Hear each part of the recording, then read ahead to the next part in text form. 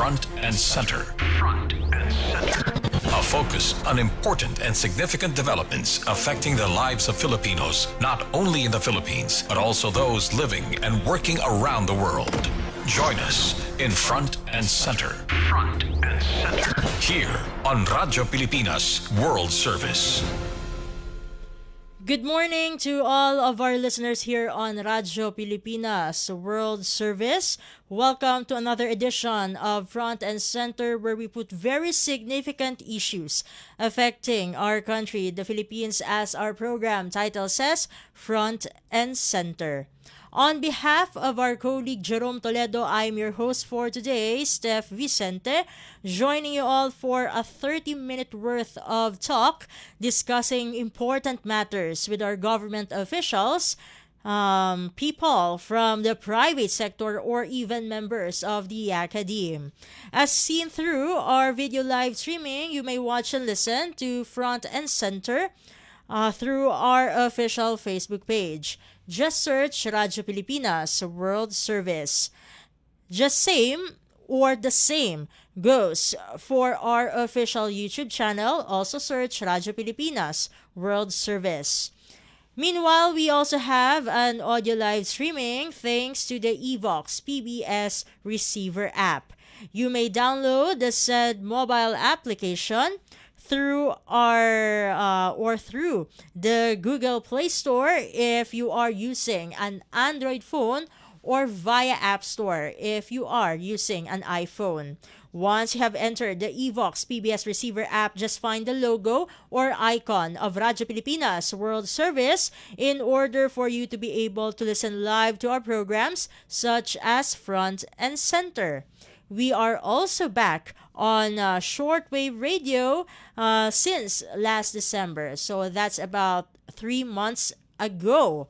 As Front and Center is part of our English service, which airs from 10 o'clock to 11:30 in the morning, that's Philippine Standard Time, you may listen to us via the following shortwave frequencies: 12.020 megahertz, 15.640 megahertz, and 17.665 megahertz. For today's edition of Front and Center, we are going to talk about the growing concern over illegal gambling promotions on social media and the role of influencers in spreading these platforms online. A network of digital advocates recently revealed that several popular influencer pages were taken down by Meta after they were flagged for endorsing illegal gambling sites. The move came following reports from the digital advocacy group Digital Pinoys, whose national campaigner Ronald Gustilo thanked authorities and platform moderators for acting quickly. Among the pages removed were those of influencers Vic Desukatan, Miss Jean Bilog, Perks Gaming, and Awit Gamer, which together had more than 15 million followers. Advocates warn that illegal gambling operators are increasingly using influencer marketing to reach massive audiences online, many of them young Filipinos. While the recent takedowns are seen as a significant step, digital watchdogs say the fight is far from over, as some influencers reportedly operate backup pages that continue promoting these platforms. So today we ask, how serious is the problem of illegal gambling promotions on social media?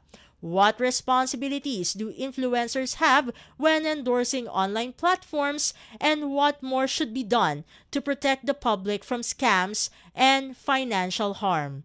In order to have an in-depth discussion on this matter, we are going to be joined by Digital Pinoy's national campaigner Ronald Gustilo when we come back after a few reminders from the station.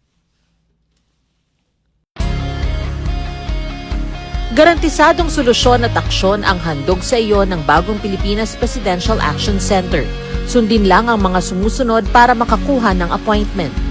Para sa wala pang eGov PH app account, Panoorin ang video para malaman kung paano gumawa ng account. Kung meron ng account sa eGov.ph app, mag-login dito. Saka hanapin ang online registration tab para sa Bagong Pilipinas Presidential Action Center. Pindutin ito para makita ang available na government services. Piliin ang serbisyo na iyong kailangan mula sa listahan. I-upload ang requirements ng serbisyong kailangan mo. Pumili ng petsa at oras kung kailan nais pumunta sa Bagong Pilipinas Presidential Action Center. I-submit ang iyong application at bigyan ng pagkakataon na ma-review ang iyong isinumiting requirements. Hintayin ang QR code para sa kumpirmasyon ng iyong schedule. Makakatanggap ka ng text message para malaman kung naaprubahan ito. Sakaling hindi ito maaprubahan, makakatanggap ka rin ng text message para ipaalam ang kulang na requirements sa kasubukang mag-register ulit. Kung nakatanggap na ng kumpirmasyon, maaari nang pumunta sa Bagong Pilipinas Presidential Action Center sa napiling schedule, dala ang QR code at ang mga isinumiteng requirements. Huwag kalimutang dumating sa itinakdang araw at oras ng iyong appointment. Pinapaalala rin na siguruhing may kumpirmadong schedule bago pumunta sa Bagong Pilipinas Presidential Action Center para maiwasang magpabalik-balik. Simple at user-friendly ang pagpapa-appointment dito, kaya wag nang mangamba dahil sa Bagong Pilipinas Presidential Action Center, tulong ay abot kamay na. Mabilis ang trivia, dagdag talino. Heto na ang Dagling Kaalaman. Nasubukan niyo na bang gumamit ng QR codes? Ang QR codes o Quick Response Codes ay naimbento noong 1994 ni Masahiro Hara, isang engineer ng Japanese company na Denso Wave. Pangunahing layunin nito ang pag-label at i-track ang automotive parts. Sa pagnanais na maikalat at makatulong ito sa lipunan, isinulong ng Denso ang Advanced International Standardization at ginawang open source ang technology. At ngayon, ito ay ginagamit na sa lahat, mula sa mobile payments hanggang sa restaurants, event tickets at authentication system. Kaunting kaalaman na malaking dagdag talino. Abangan muli ang susunod na Dagling Kaalaman. And center. Front and center. Here on Radyo Pilipinas World Service. Welcome back to the program, Front and Center, and I'm your host for today, Steph Vicente. As mentioned earlier, we are now joined via phone patch by Digital Pinoy's national campaigner Ronald Gusilo to talk about the growing concern over illegal gambling promotions on social media and the role of influencers in spreading these platforms online. Sir Ronald, welcome again to Front and Center. This is Steph Vicente of Radyo Pilipinas World Service. Good morning, Miss Steph, and good morning to our listeners as well. Thank you, Sir Ronald, for joining us here in the program. So, several influencer pages were recently taken down after being flagged for promoting illegal gambling sites. How significant is this development in the fight against illegal online gambling? Well, Ms. Steph, this is a very significant development, no? Because it shows that coordinated reporting and enforcement can actually disrupt the digital marketing networks of illegal gambling operators, no? So these pages kasi, they are not small accounts. They have millions of followers. Then when these pages were taken down, yung reach ng illegal gambling promotions is immediately reduced. So for us in Digital Pinoy, this proves that platform accountability and citizen monitoring can work together to protect the public. So yun yung pinaka-importante talaga ngayon, no? Yung public participation and yung pag-assist natin sa government agencies, no, para ma-supplement din yung kanilang capacity. Sir Ronald, what actually prompted Digital Pinoy to start monitoring and reporting influencer accounts that allegedly endorse illegal gambling platforms? Well, It was because we monitored yung ano eh, no, we noticed the pattern of aggressive promotions of illegal gambling sites by influencers and content creators. So these posts were appearing across multiple platforms, and they are very clearly targeting young audience and ordinary social media users, no. So that's the market that the illegal gambling sites have been trying to penetrate, no. So since illegal gambling is a consumer protection issue and a digital safety issue as well, we felt na it is important na ma-report yung mga ganitong klase ng activities so that agad-agad na ma-address ito ng ating gobyerno. And now, the pages that were flagged reportedly had a combined reach of more than 15 million followers. How alarming is this level of exposure, especially for younger social media users? Well, 15 million combined followers is very alarming, no. Talagang mabigat yung ganong klase ng reach kasi it means na millions of Filipinos are being exposed to these illegal platforms daily. Now we just realized na recently tumaas yung we just found out na recently tumaas yung offer for social media influencers to promote these illegal gambling sites, no. So it's very concerning kasi talagang ang tina-target nun yung audience ng mga influencers, which is mostly young social media users, no. And then we can say that they do not fully understand the risk ng pag-susugal sa mga illegal gambling site. So yung exposure is not just a legal issue but also it's a serious public safety concern kasi talaga we see na marami maidudulot pa na hindi magandang bagay ito sa ating mga kababayan. And how are illegal gambling operators using such influencers and content creators to promote their platforms online? Just for the information of our listeners. Well, what we see kasi dito is that the influencers are mainly the marketing arm of the illegal gambling sites, no. So kaya ngayon ang treatment namin sa kanila, once they are not cooperating, we are looking into every possibility na they are not just merely endorsers but also part of the grand scheme in the operation of the illegal gambling sites kasi without the influencers bringing in these bettors, hindi magpo-prosper yung illegal gambling site eh. So they are actually part of the grand scheme. Kaya ang nakakatakot kasi dyan talagang tinuturuan nila yung ating mga kababayan on how to bet on illegal gambling sites. They have referral links, they have betting tutorials, they have screenshots of or videos of supposed winnings. They even have content of social media influencers playing the gambling real time, and there it shows that they are winning, not just to entice the public, and there are also promo codes to make the deal even sweeter, no. So it makes it look that these illegal gambling sites are legitimate and trustworthy. So it's a scheme na at we think that these influencers are part of it.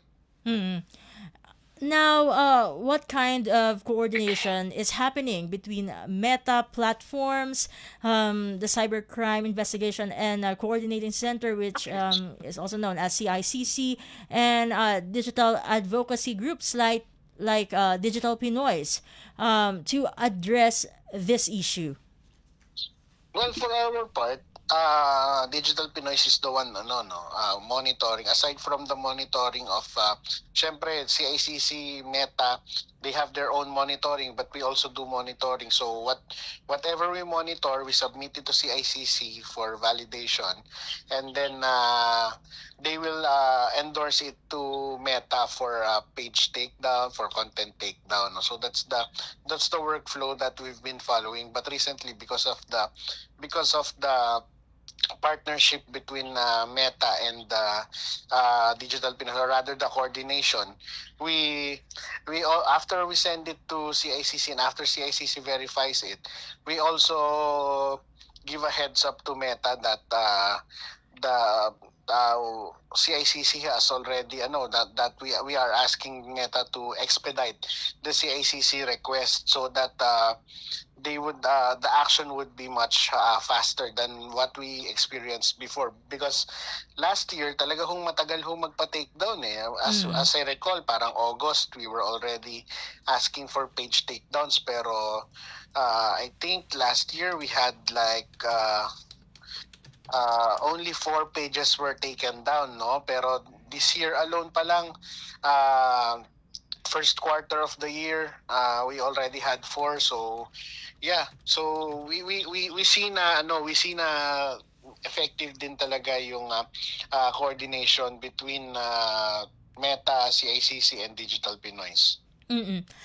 Sir Ronald, your group mentioned that some personalities may operate backup pages after their main accounts are taken down. How challenging is it to track these accounts and stop the promotions?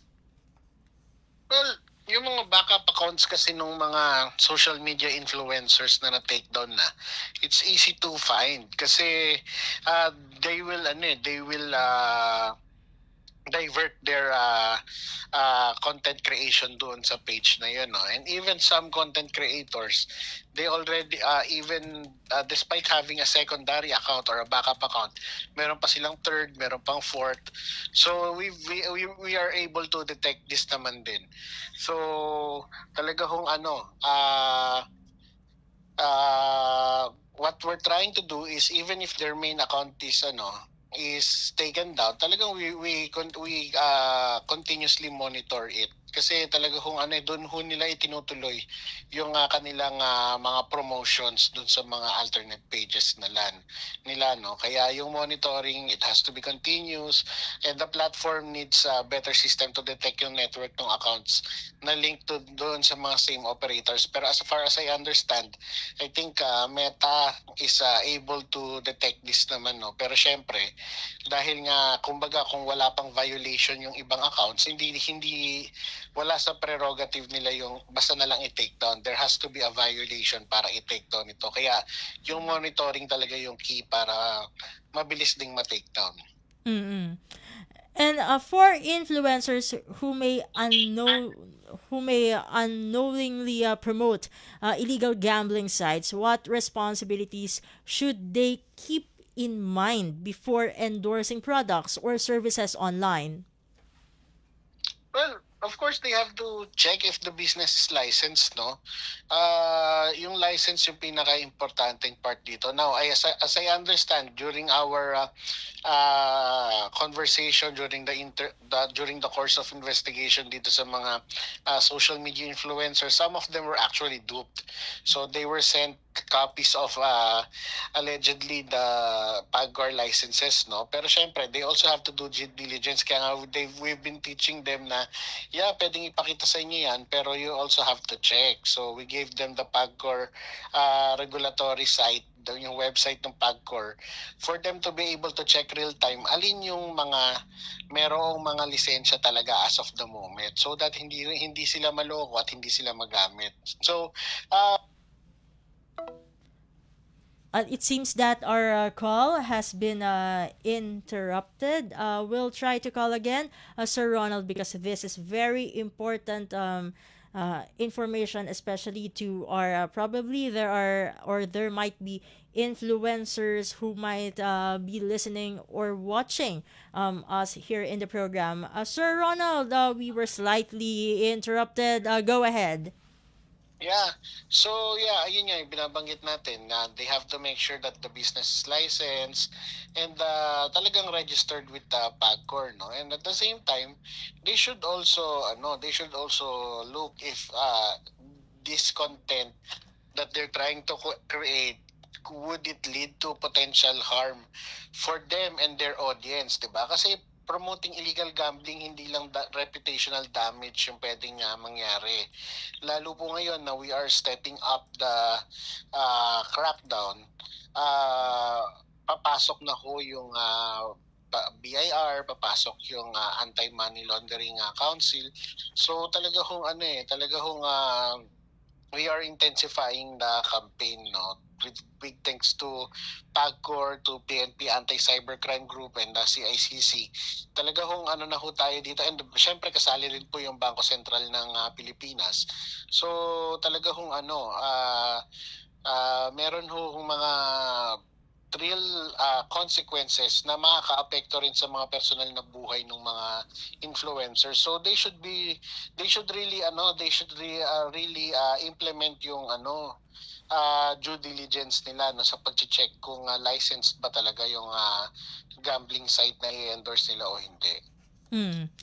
And of course, what are the possible risk to the public when influencers promote illegal or unregulated gambling platforms? Yan. Syempre, unang-una yung financial losses, no? Kasi by design, these illegal gambling sites are predatory. Kaya nga they are accepting bets na sobrang baba, 5 pesos, 10 pesos, 20 pesos. Kasi predatory by design. Kasi, halimbawa, yung isang laro, if a bet costs around, the minimum bet is 200 pesos, anong laban ng 200 pesos dun sa game na pwede kang tumaya ng 10 pesos? Siyempre dun pupunta yung mga tao sa 10 pesos. Now, dahil yung perang hawak nila, let's say may 500 sila, they have more chances of winning. So akala lang nila yon na they have more chances of winning. Kasi by design, rigged din yung game. Talagang hindi sila mananalo dun, no? So, mauubos ho talaga yung pera ng ating mga kababayan, which actually leads to addiction kasi it's very common doon sa mga gamblers na kapag ka natatalo sila, they do this thing called revenge betting para makabawi, no? So it leads to addiction eh. Tapos syempre merong mga data privacy risk kasi mag-sign up ka, may ilalagay mo yung email mo, ilalagay mo yung e-wallet account mo, so pwedeng mag-lead to unauthorized transactions yan and identity theft. At syempre yung kawalan ng consumer protection. There's no consumer protection when you're gambling on illegal gambling sites, no? But what we can do is if you report this incident with illegal gambling sites, if you report it to CICC, we will check kung dito ba located sa ating bansa or sa ibang bansa. Kasi if it's located within the Philippines, we have the jurisdiction, we have the territorial jurisdiction para habulin din talaga yung mga operators na yan, no? So if a user gets scammed or loses money, talaga hong wala ho talagang regulatory authority na makakatulong sa kanila, pero yung law enforcement, yun na ho yung makakatulong talaga doon para habulin yung mga illegal gambling operators na nang biktima sa ating mga kababayan, provided na nandito sila sa Pilipinas. Now, there was also a clarification that the account taken down involving influencer Miss Jean Bilog was actually a spoofed account. How common are cases of impersonation or identity theft involving influencers online? Well, yung issue ng spoofing and identity theft sa mga social media influencers, medyo rampant talaga yan. If you will do a Facebook search of every popular social media influencer, they will have more than they might have dozens of spoofed accounts named ang pangalan ay parehas sa kanila, no? So talagang hinahabol yung identity nila. Pero this account involving Miss Jean Bilog. Ito yung very peculiar to kasi it was able to garner 6.8 million followers. Ang kaibahan na-notice lang natin, so yesterday nandun siya sa CICC headquarters. So we were able to review. So nakita namin, pinakita niya talaga, this is the account that I've been using, hindi na take down, yet my name was mentioned, no? So we look at it, we investigated, and we saw na yung URL ni Miss Jean Bilog at yung URL nung account nung na-take down is different. There's a difference. So talagang we were amazed kasi how can a spoofed account have this much followers, no? So talaga hong very peculiar. So we asked Miss Jean Bilog and she actually filed a complaint yesterday for spoofing and identity theft, and we will be CICC will be investigating this case, no? Kasi talaga hong very peculiar yung nangyari na yan. And what steps can influencers take to protect their identity and prevent their names or images from being used by fake accounts? Well, yesterday, what we advised to Miss Jean Bilog para ma-address yung issue ng spoofing, in the future, hindi na magaya, no, she applies for account verification, no. So there are two types of account verification kasi with Meta. One is yung paid subscription, and the other is yung legacy verification, no. So whichever applies, I told her mas mabilis yung paid subscription kasi it will only take a few hours for Meta to verify if it's really you. So i-apply niya na kako as we advised her, no. So yan yung isa kasing magandang panlaban because yung account verification kasama do sa services niya is yung protection from identity theft, no. So yun yung isang in-advise namin. Secondly, we told them na if they could list down if they could make a list of accounts impersonating them, and then they can file a report with CICC or with Digital Pinoys, and then we will endorse it to Meta for account for investigation and possible account takedown doon sa mga nanggagaya, no. Pero they can also report it on their own kasi Meta is very proactive when it comes to report. So mabilis ho sila dyan. If somebody is impersonating you, you just have to report it, and they will usually they act on it very fast.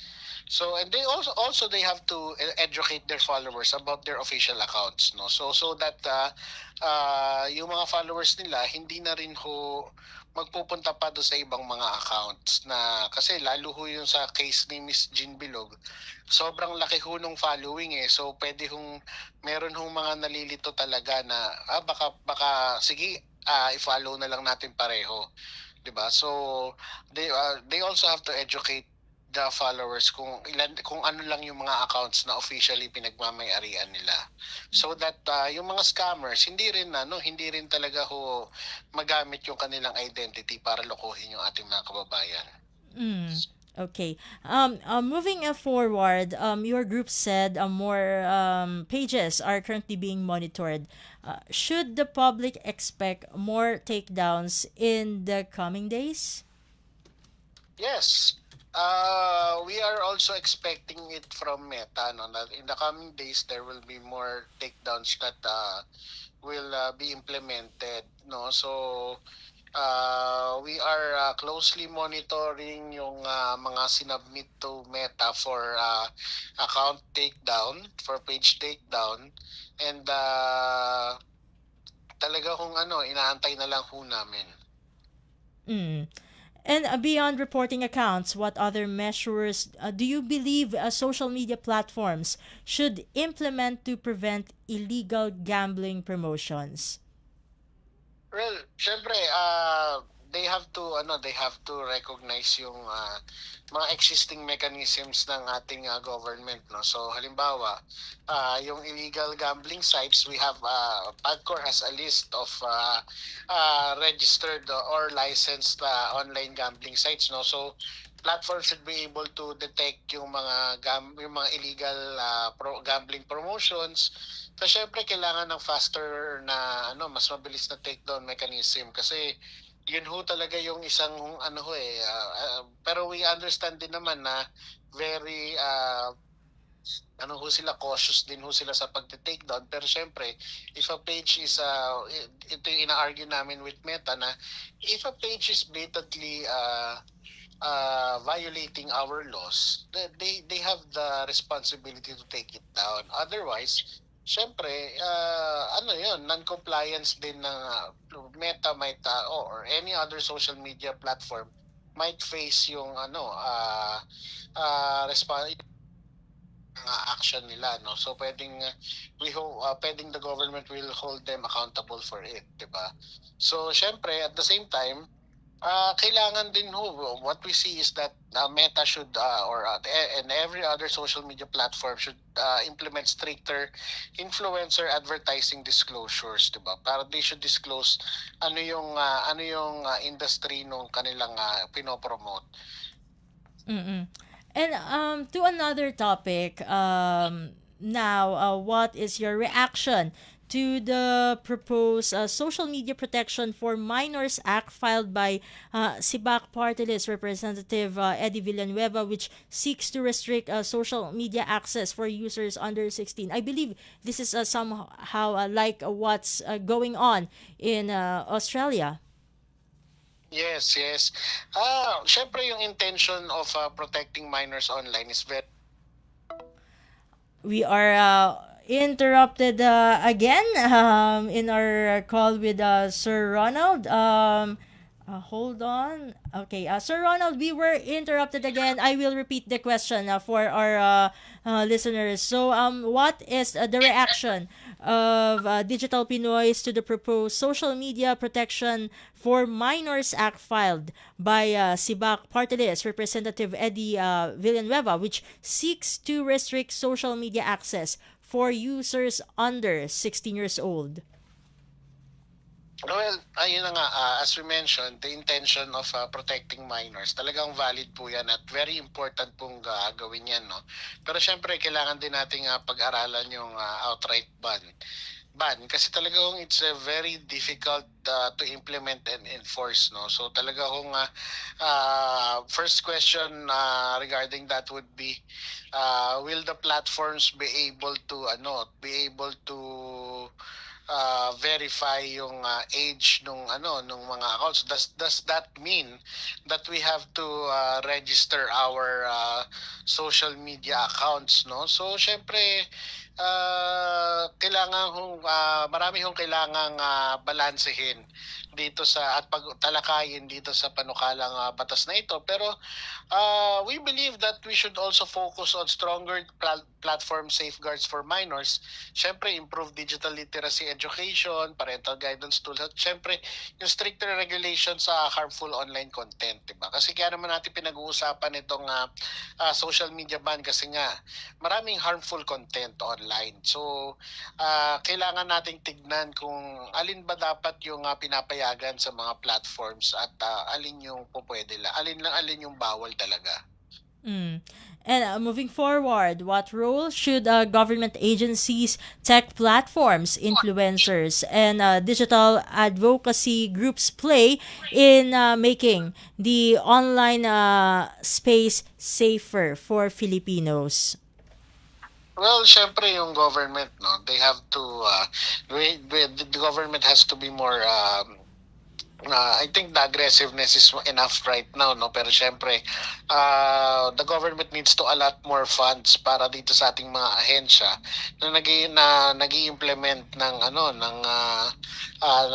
na ang tinatrabaho ay yung ating online safety, kasi talaga kung up to 80% ngayon karamihan ng mga krimen ay cybercrime na, no? So it would require more resources for our agencies na nag-ooperate online, kagaya ho ng PNP Anti-Cybercrime Group, ng CICC, di ba, ng NBI Anti-Cybercrime Division. So ano ho yan, kailangan ho ng mga dagdag na funding ho, para dagdag na budget para sa kanila, so that they will be able to implement their mandate effectively.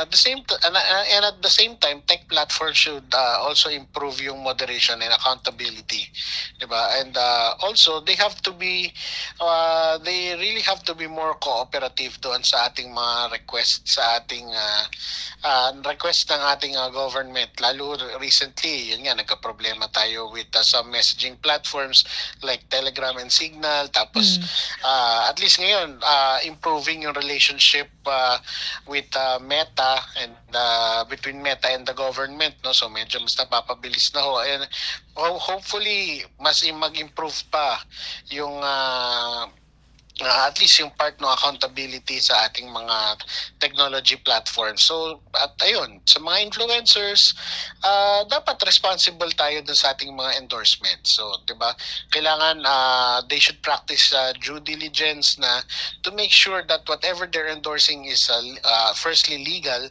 and secondly, it's not harmful to the public.